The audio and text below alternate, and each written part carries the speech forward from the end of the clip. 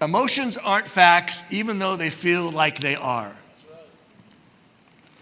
Because they feel like they are, right? And we get that and we assume that that's a fact. When in reality, it's just our operating system warning us or rising up or telling us something. But emotions aren't facts, even though they feel like they are. And to prove this, if you're kind of wrestling with that, think about it. Our feelings are temporary, right? You know, you ever been happy one moment and sad the next? I mean, they go up and down all around, right? You ever wake up and it's like you're just in a mood? And it's like, I just need to be left alone. It's like, what's the matter? I don't know. It's just, just give me some space. I'm just in a mood, right? And just recognizing that is sometimes helpful, right? And it's especially if you're married or with somebody, it's like, because they're always wondering, did I do something, right? It's just not, you didn't do anything. It's just me, right? And I just need a moment, right? I'm just feeling down, right? Or feeling frustrated or feeling, ugh. And we all know our feelings are temporary because they can change so quickly. And not only that, our feelings are inaccurate because all of us had feelings that we discovered weren't anywhere close to reality, right? Some of you grew up in the era where you had, posters on your wall of celebrities, and you were in love with them. And those feelings were strong and they were deep. And they were really inaccurate, right? Because not only were you weren't in love with that person, you were just in love with an image, and they didn't even know who you are. They couldn't be in love with you because they wouldn't even know who you are. But you're like, oh, this is so deep that, this is just the one. Oh, you cry when you see him on TV, it's just like. But those are important facts to remind ourselves that this thing we have as feelings aren't always the most accurate, and they're not always the most lasting. Because some of us have been in multiple relationships, right? Things that we thought were deep and real. We even said those 3 magic words. I love you, right? And it's like, I didn't want to get up, but get up. And it's like, in a moment, you kind of felt that way. A little bit later, not so much, right? But think about all the things emotions do. Our emotions, they let us feel justified in our jealousy, right? Our feelings they back us up. It's one of the things, way we're wired is that our feelings are there designed to protect us, right? And so if we're kind of jealous about something, they feel us justified. There's a reason we ought to feel this way. They make us feel good in our pride. They're telling you deserve this, right? I mean, haven't you done that? You come home from a long day of work or tough week, or you just finished this big project, and it's like, yeah, I do deserve that, right? Even though it's not the best choice at the moment or the healthiest thing, it's like, no, but I deserve it. And our emotions kind of backed it up. And not only that, they outsize our pain. Because sometimes our emotions just exacerbate that pain, right? Just make it grow bigger and bigger. And then they kind of feed into it. You ought to feel hurt, and you ought to feel more than hurt. You ought to feel sad, deeply sad. And we just get caught up in all those emotions. And those emotions begin to wear on us. And we all know, we've all learned at some moment to how to modify our behavior. At least most of us have, right? So, and the reality is we've done that just to function in life. Because you think about those moments when our emotions seem to be at their peaks in age brackets. I have 4 grandsons. Oldest just turned 5, and watching him go through his emotions, they're just up and down, right? And everything has just now become drama, and it's like, wow, he's going to be great in his teenage years, right? Because we all have been through those teenage years. And if you're a teenager, it's not making fun of you. It's just the reality that you are in this crucial moment when your body has kicked into overdrive and nobody told you how to drive at 55. And it's just kicking up and you're like, right? And his parents were like, what's the matter with them? What's the matter with them is they're growing, right? And all this stuff surging through their veins. And it's like they're trying to figure it out. And so the emotions go up and down. And so what we try to do as parents is to help them learn to modify their behavior so other people can stand to be around them, right? And most of us have done pretty good jobs of that. Most of us, if we've kept a job, we've learned at least to modify our behaviors to some degree, right? And we've done it simply because the fact that people are watching. And at some points our parents told us, you got to behave in order for people to like you, right? And so you've behaved in order for people to like you. And people are expecting, right? They have certain expectations of us. And so we modify our behaviors even though we maybe don't, really enjoy all the aspects. We kind of like the paycheck, so we kind of modify towards that. And the other reason we do the behavior modification is we're competing for approval, acceptance, and progress, right? Because we want people to, to to feel like we've approved by people, that people think we're okay, right? To accept us, and we want to see progress, not just progress in our lives, but progress in our jobs and our relationships. That's right. And there's a problem with our behavior modification. And that's simply this, that we pay attention to the outside. Some of you pay a lot of attention to the outside, right? You got all the nails and the shoes and and all the hair and like that stuff. You can see I'm jealous of all you with hair, right? But we kind of pay a lot of attention, right, to the outside, while the stuff on the inside lurks. Waiting for those moments just to surprise and say those words that were like, oh, I didn't mean that. Even though it came out of me, I didn't mean that, right? Which reminds us again of where we started this whole message series, back with these words that Jesus said. And the context was he had been attacked by some religious leaders who'd come and tried to call him out on some of the stuff that his followers, his closest followers, the 12 guys, weren't doing right. They weren't washing their hands in the appropriate ritual way so that they wouldn't get any little bugs, any gnats, any kind of thing on their food, because if you ate something bad, that would make you unclean, make you defiled before God. And Jesus is like, no, it doesn't. In fact, this is how he put it. He says, it's not what accidentally goes into the mouth that makes them unclean. It's not what, accidentally slips in, because how can you be accountable for an accident, right? That's not what pollutes or defiles the person. And that's pretty strong language, pollutes and defiles. But Jesus said, no, it's not what somebody actually goes into life. What people say, the things that come out of the mouth, comes from the way we think, comes from our heart, comes from inside of us. And these are the things that make people unclean. These are the things that pollute and defile a person. And his point is simply this, that the stuff that comes out of us is what puts us at odds with God. Because it puts us at odds with others.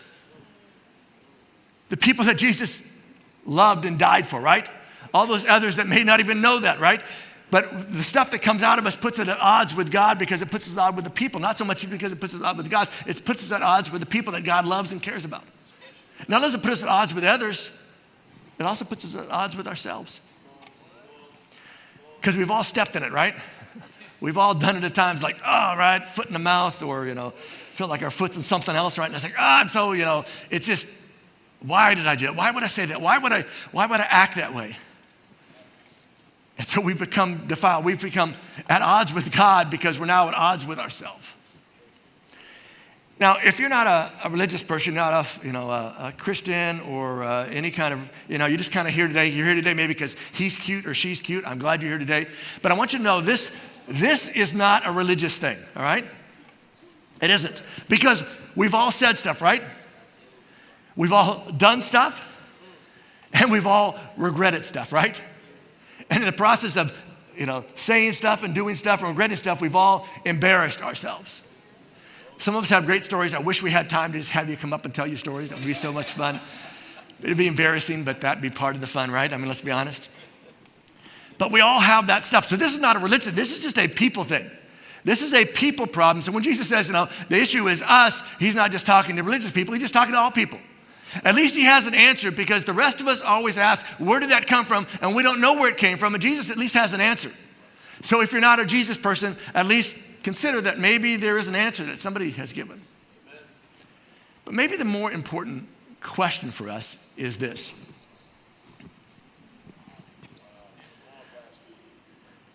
Because that's how we're concerned, right? I mean, if it's coming out of us, it had to get in some way, right?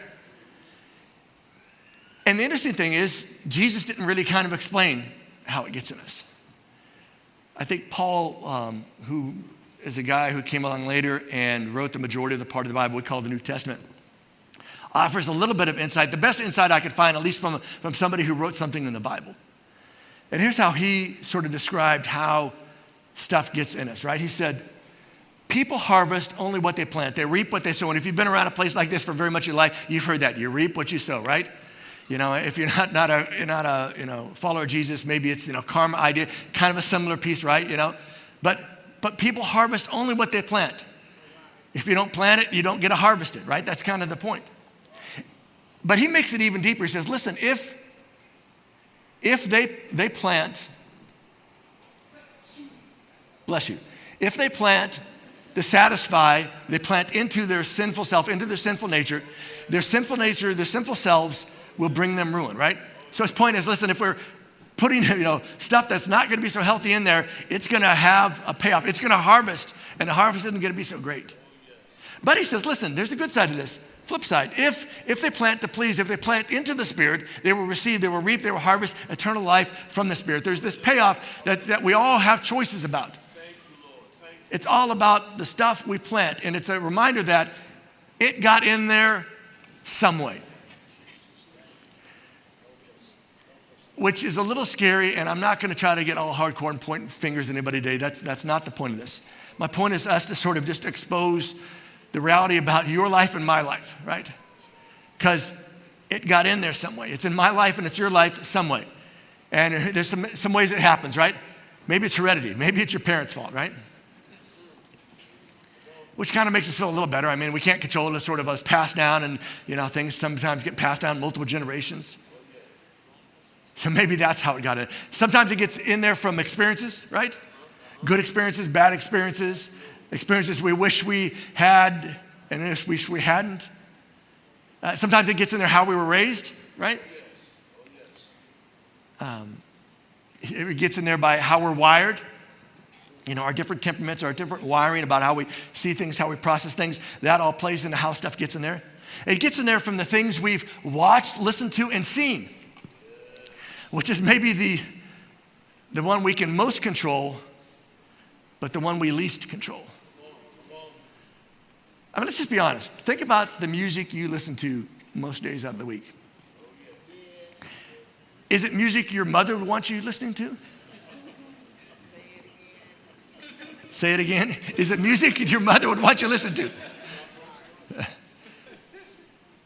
I mean, sometimes we'd be embarrassed if our parent walked in while we were watching something, and maybe that ought to remind us. And I'm not trying to squash, if you're an adult, knock yourself out. But I do think you owe it to yourself to consider if it'd be embarrassing in those situations, because it is going in. And when Jesus described before about going in, it kind of comes out, right? His point is that if it goes in through the mouth, it comes out when we use the restroom, right? But it's not coming, that kind of stuff is not coming out. That's the kind of stuff that pops up at the most inopportune moments. You're kind of hanging out with your sweetheart, getting a little comfortable, got your arm around, start smooching a little bit, and out of the words, as you say her name or his name, it's not their name, it's the other one's name. Because it was in there and never kind of got out of there, and it came again, and it's like, whoa, I don't know why I said that. But you said it, right? And it reminds us, and I'm not going to harp on this long time. I think we all, if you're an adult, you ought to be mature enough to recognize that what goes in kind of comes out. That has an impact on us, right? If you worked in the computer science from the very beginning has had this adage, right? And it's simply garbage in, garbage out. It's how you code. If you code terribly, it's going to not be a good product when it gets done. But let me drive this home just a little bit more, but not too far, right? What if we've planted stuff we didn't think would take root? I don't know about you, I could say there's stuff in here that I didn't intend for it to take root, but I kind of put it in there, right? But a lot of that stuff that goes in here isn't just from our choices or lack thereof.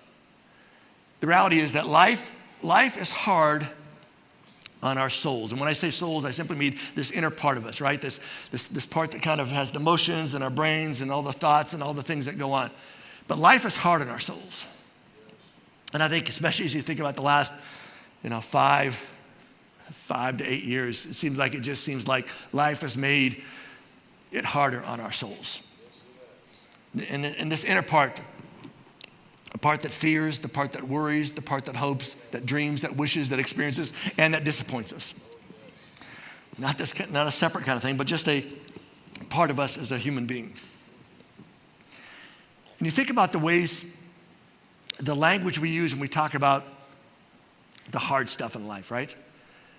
And how it really has been hard on our souls. Things like a broken heart, One of those things easy to say, but so hard to have to experience. A crushed spirit, right? Again, a thing that's easy to say, and even easy to do, but terrible to experience. Shattered dreams. You know, that moment when you recognize that all the stuff you thought was going to happen, you hoped would happen, you prayed to happen, isn't going to happen, and now it's just shattered all over the place. Life is hard on our souls. And healthy souls, if left unattended, become unhealthy. Because the reality is most things that don't get better when left unattended, right? You know, if you don't attend to your yard or your garden, you know, you're going to get weeds, right? It doesn't end up being good for it. And when we leave our souls, even if they're kind of healthy, leave them unattended, they're just going to naturally tend towards unhealthy. Because there's lots of stuff that's planted in there. And the reality is, and this is kind of the painful reality, that there's only one person who can be attentive to our soul. And it's not Jesus. It's us. But again, we find ourselves in a spot that, at least as I talk to people, as I listen to people, as I just kind of observe people, you know, life has been hard on our souls. And we've ended up being disillusioned and mad. I think it would be a great descriptor for a lot of us, right? We're disillusioned and mad at politics. And we probably should be. But we are, right? We're disillusioned and mad at the economy, right? The craziness that's going on. We're disillusioned and mad at what people are doing to other people around the world that just doesn't make sense to us and shouldn't make sense to anybody, but it keeps happening, and we can't stop it as individuals. And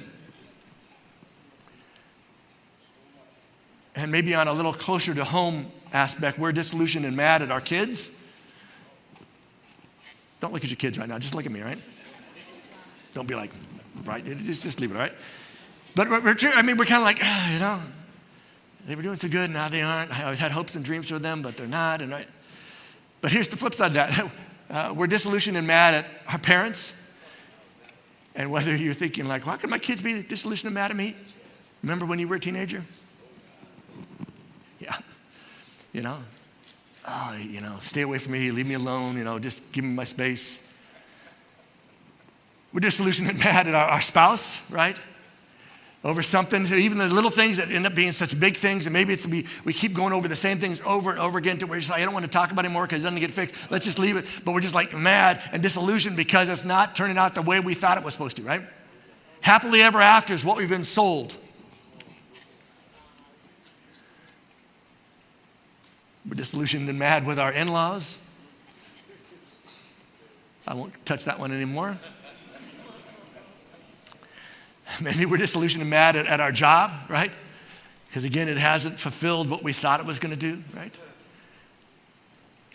Maybe it's our car, right? You know, it was great when it was new, but now it's not new, and it's like, I can't really afford a new one because I'm still paying on the old one. Maybe it's our home, you know, it isn't the home we thought we were going to have. You know, whatever the kind of house we pictured, it just isn't that, right? We thought a house, we're in an apartment, right? Basement level, right by where the elevators are at, so we may hear all the noise from everybody. And the truth is, we are disillusioned and mad at our vacations. Because some of you are going to go on vacation, right, in a few weeks. Maybe you're already planning, maybe you're heading out this weekend, and it's like, you know, you got such great plans, and you're going to get there, and you're just going to scramble, and the whole time you're going to be going, because you're trying to get everything done and enjoy everything, and you're not enjoying anything, but you're just trying to do everything. And it's like, really? That's what we just paid all that money for? I mean, it's kind of the Disney World trip, right? You know, you spend all that money and you get to stand in line for an hour and a half. You get the fast pass so you can stand in line only an hour because that's so much faster, right? And we end up disillusioned and mad, right? And mad at them, mad at ourselves. And all of that plays into us being disillusioned and mad at God, right? Because God, how are you allowing this? Why would you let this happen? That's right. Come on, Pastor. That's right. And when disillusioned and mad at others, because again, others always let us down, right? and ultimately end up mad and disillusioned at ourselves.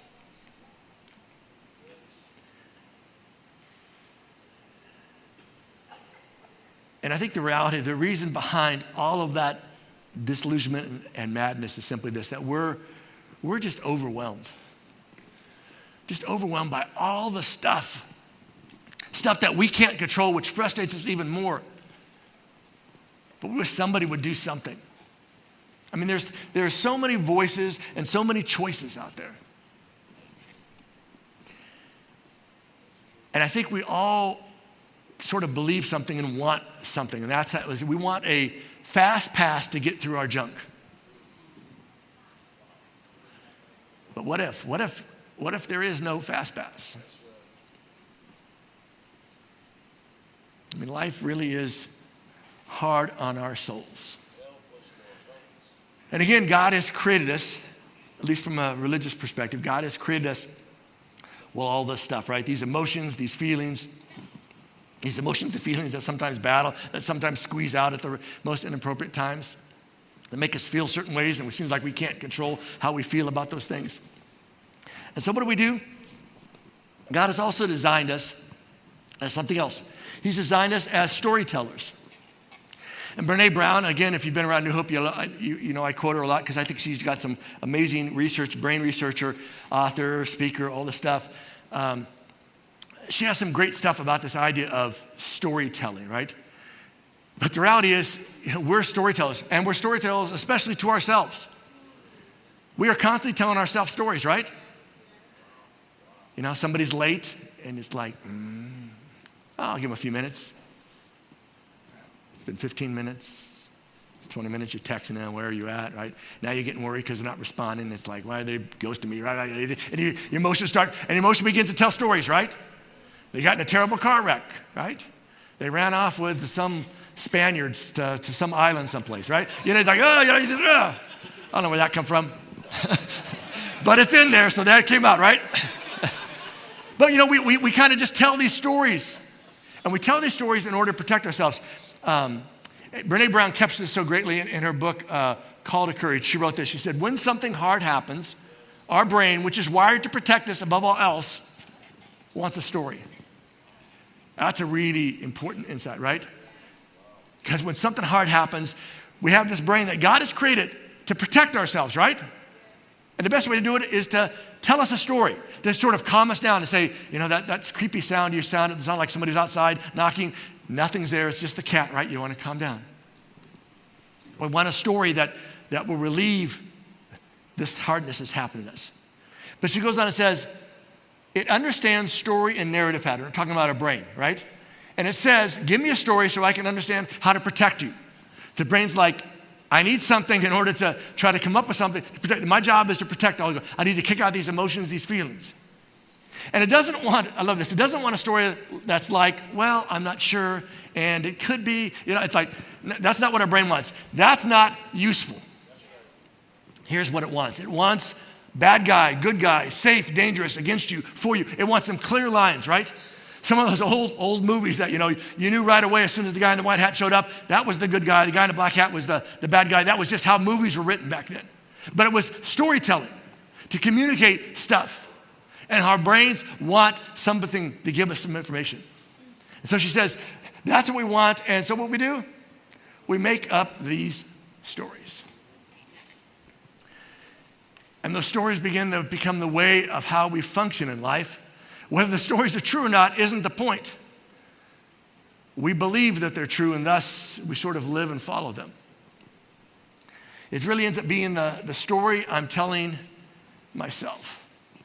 And when I first heard this phrase from Brené Brown, she talked about it in the context that she was in the kitchen after a hard, long day at the office, and she was going through some mail, and her husband, you know, walked in. He went to the refrigerator, opened the refrigerator door, was like, nothing in here to eat. To which she heard, you didn't go to the store. So she, like, well, you could have gone to the store. That's how she said. You could have gone to the store this week. And he's like, whoa. He was making an observation. She was taking it as a description. And so she kind of caught herself and recognized that she was telling herself a story, which is, I guess, beneficial if you're in the brain kind of research stuff, you kind of know these things, right? And she began to say, we began to use that line as a couple to better communicate with each other, to tell the other person, this is the story I'm telling myself. And I'm recognizing, I'm saying this so because I recognize it's a story, something I've made up just to tell myself, right? Because I spent a hard week and I'm just kind of, frazzled. And so when you said that, it just sort of added too much. And I want to respond, right? Because those emotions pop out in those moments. When he was just saying, it wasn't a thing. He could have gone to the grocery store, he said, but I'm just making an observation. There's nothing there. Should we order pizza? Should we go out? Whatever the case is, you just kind of work on. But these are the stories we make up to keep feeling good about ourselves. Because we all want to feel good about ourselves. Kind of another one of those baselines for us. And she went on to write, it's a way to acknowledge and examine the narratives we construct in our minds about ourselves, our partners, and our relationships. So here was the takeaway, if you listen to this talk that she had about what to do when you're in those moments when the emotions pop up and you start to rise out and you're telling yourself that story, is simply to say, listen, this is the story I'm telling. Say it to yourself so that you recognize this is a story, right? It's not something real. It's a fictional thing that you've made up to protect yourself. And she said the first step when you do this is don't assume the worst, which is like so easy to say, but so hard to do in reality, right? Because we got that gap, and the tendency for a lot of us is we fill it with the worst, right? Because if we fill it with the worst, then if it's better, we'll be surprised. We'll be happy is what we tell ourselves. But the problem is we've assumed the worst, which is a hard thing to come back from. She says, stop and say, this is the story I'm telling myself. It gives you a chance to pause and reflect. That chance, probably what you learned about some of your emotions when you were a kid. Your parents said, when you start to feel angry, take a deep breath, right? Remember, and count to 10. 10 seems to be the agreed number here, right? 10, right?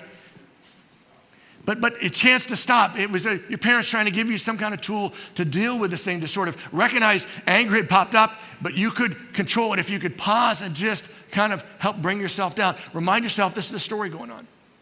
She said the next step after pausing and reflecting and during that time is to ask what's going on, right? What's going on? What's feeling? What am I telling myself? And what's actually happening here? And to finally rethink the story we're telling ourselves. Because it is accurate, right? Was her husband really making a comment that she should have gone to the grocery store? And was it her fault? Or was this just an observation that there's no food here? So we ought to come up with some other kind of plan.